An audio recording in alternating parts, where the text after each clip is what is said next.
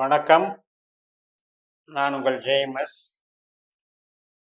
இந்த ஜோதிட பதிவில் நம்ம பார்க்க இருக்கிறது ஜனவரி 30ஆம் தேதியிலிருந்து பிப்ரவரி 9ஆம் தேதி வரை சுக்கிரன் தன்னுடைய சொந்த நட்சத்திரமான பூராடத்தில் தனுசு ராசியில் பிரவேசிக்கக்கூடிய அந்த 11 நாட்களில் ஒரு யோகத்தை கொடுக்குறாரு. அதில் 3 லக்னங்களை நம்ம கணக்கில் எடுத்துக்கிறோம். இந்த பதிவில் காற்று ராசி மண்டலங்களான மிதன லக்னம், துலா லக்னம் மற்றும் கும்ப லக்னம், இந்த 3 லக்னக்காரர்களுக்கும் இந்த சுக்கிரனுடைய இந்த சாரபலன் நமக்கு எப்படி பலன் கொடுக்கும். இப்ப மிதனத்திற்கு 7ஆம் வீடான தனுசு ராசியில தான் சுக்கிரன் போறாரு. தன்னுடைய சொந்த நட்சத்திரத்துல பயணிக்கிறார். அப்ப கல்யாணம் ஆகாம இருக்க மிதன லக்ன அன்பர்கள் திருமண சார்ந்த நிகழ்வுகள், உறவுகள் சார்ந்த கணவன் மனை உறவுகள் சார்ந்த ஒரு சந்தோஷமான நிலைப்பாடுகள், இதுகளுக்கெல்லாம் இந்த சுக்கிரன் நன்மை செய்கிறார். அதே நேரத்தில் மனசுக்கு பிடிச்சவங்களை திருமணம் செய்கிற விஷயங்களும் இந்த காலகட்டத்தில் உறுதிப்படுத்தப்படும். கல்யாண வரன் பார்த்துட்டே இருக்கவங்களுக்கு நிச்சயம் பண்ணுறதுக்கு, உறுதி பேசுறதுக்கு, ஒரு அடையாளம் கண்டு கொள்ளக்கூடிய அளவுக்கு உறவுகளை அது அடையாளம் காமிச்சு கொடுக்கும். இப்போ இந்த மிதனத்திற்கு இந்த 7ஆம் இடத்துல சுக்கிரன் அப்படிங்கிறது ஜென்ரலாக 7ல் சுக்கிரன்னா களத்துல தோஷம்பாங்க. அந்த தோஷமே இங்கே எதிரே இருக்காது. ஏனென்றால் சுக்கிரன் தனது சொந்த நட்சத்திரத்துல வலுவாக இருக்கிறதுனால அந்த 7ஆம் பாவத்திற்கு சிறப்பு சேர்க்கிறார். நல்ல அழகான அந்தஸ்து நிறைந்த ஆடம்பர வசதி வாய்ப்புகளோடு கூடிய கணவன் மனைவி பரஸ்பரமாக அமைவதற்கான ஒரு நல்ல அமைப்பு தான் மிதன லக்னத்தில். இது அப்படியே துலா லக்னத்துக்கு வந்தீங்க அப்படின்னா 3ஆம் இடத்துல சுக்கிரன். இந்த 3ஆம் இடம்ங்கிறது மனசுக்கு பிடித்தவங்களை திருமணம் பண்றது. அதே போல நமக்கு கம்யூனிகேஷன் லைன்ல டெவலப் ஆகுறது, கிரியேட்டிவிட்டி மைண்ட்ல டெவலப் ஆகுறது. சில பேருக்கு இடமாற்றங்கள் தேடிட்டே இருப்பாங்க, சரியா கிடைக்கல. அப்ப திடீர்னு இந்த நாள்ல இடமாற்றம் அமையும். வேலையில சேஞ்சு, வீடு மாறுறது, இதுக்கெல்லாம் ஊரை விட்டு ஊர் மாறுறது, இதுக்கெல்லாம் சாதகமாக அமையும். அப்ப மகிழ்ச்சியை கொடுக்கக்கூடிய ஒரு அமைப்பு. அதே உறவுகளுக்கும் இது நல்லா இருக்கும். 3ஆம் இடத்துல இருக்கிற சுக்கிரன் உறவுகளுக்கும் நல்லது பண்ணுவாரு. பண வரவுக்கு டெவலப் பண்ணி கொடுப்பாரு. வீடு சார்ந்த, வாகனம் சார்ந்த மாற்றங்கள், இடமாற்றங்களுக்கு சாதகம் பண்ணுவாரு. குழந்தைகள் சம்பந்தப்பட்ட குதூகலம், அவங்களுக்கு உண்டான வளர்ச்சி, மகிழ்ச்சி, இதுக்கெல்லாம் டெவலப் பண்ணுவாரு. வேலைகள் சார்ந்த விஷயத்துல மாற்றத்தை ஏற்படுத்துறதுக்கு முயற்சி பண்றதுக்கு இங்க ரூட்டு காமிச்சு கொடுப்பாரு. திருமண காரியங்கள், கணவன் மனை உறவு பலப்படுத்தி கொடுப்பாரு. பூர்வீகம் சார்ந்து, தந்தை வர்க்கம் சார்ந்து, குலதெய்வம் சார்ந்து, நம்மளுடைய சொந்த ஊர், சொந்த மக்கள், ஆன்மீகம், கோவில், இது சார்ந்த விஷயங்களுக்கும் நன்மைகளையும் நம்மளுக்கு அங்கீகாரத்தையும் கொடுப்பாரு. இப்போ சொந்த தொழில் செய்கிறீங்க அப்படின்னா அந்த தொழிலுக்கு ஒரு பலத்தை சேர்ப்பார், வளர்ச்சியை சேர்ப்பார். மனசுக்கு பிடித்த நிகழ்வுகள்லாம் நடக்கக்கூடிய ஒரு நல்ல காலமாக இது அமையும்.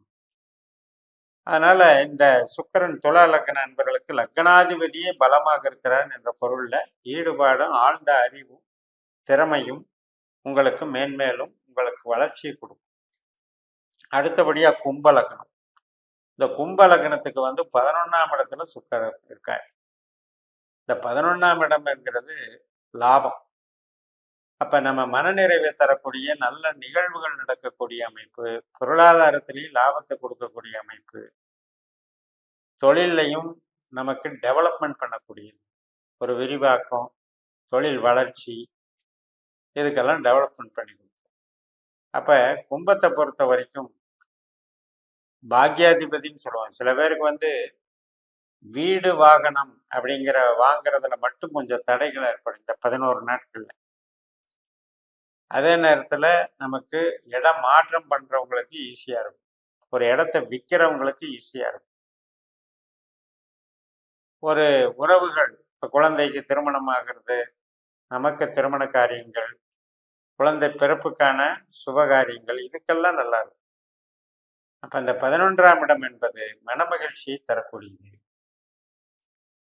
அதே போல மனதுக்கு பிடித்த உறவுகள், கணவன் மனைவி உறவுல மனதுக்கு பிடித்த நிகழ்வுகள், இதெல்லாம் நல்லா இருக்கும். இப்ப நமக்கு ஆரோக்கியம் அப்படின்னு எடுத்துக்கிட்டீங்கன்னா, கும்ப லக்னத்துக்கு சுக்கிரன் லாபஸ்தானத்துல இருக்காரு, 11ஆம் இடத்துல இருக்காரு. அதனால அந்த ஆரோக்கியம் வந்து நமக்கு ஏதாவது ஒரு சின்ன சின்ன பிரச்சனைகள், வேற திசா புத்திகள்னால அவதிப்படுறவங்களுக்கு கூட அதிலிருந்து சிகிச்சைகள் கிடைச்சிடும். அதாவது ஒரு கரெக்டான மருந்து, அதனால கரெக்டான தீர்வு, அந்த நோயிலிருந்து விடுபட்டேன் அப்படின்னு சொல்ற அளவுக்கு அது இருக்கும். அதே போல மாணவர்கள் சார்ந்த இப்போ ஒரு போட்டி தேர்வுகள் படிக்கிறவங்க, அதுக்கு உண்டான எக்ஸாம் எழுதுறவங்க, இவங்களுக்கும் ஒரு வெற்றியை கொடுக்கும். அரசியல் ஈடுபடுறவங்களுக்கும் வெற்றியை கொடுக்கும். அப்ப அந்த அளவுக்கு இந்த கும்ப லக்னத்துக்கு பவர் கொடுக்கும்.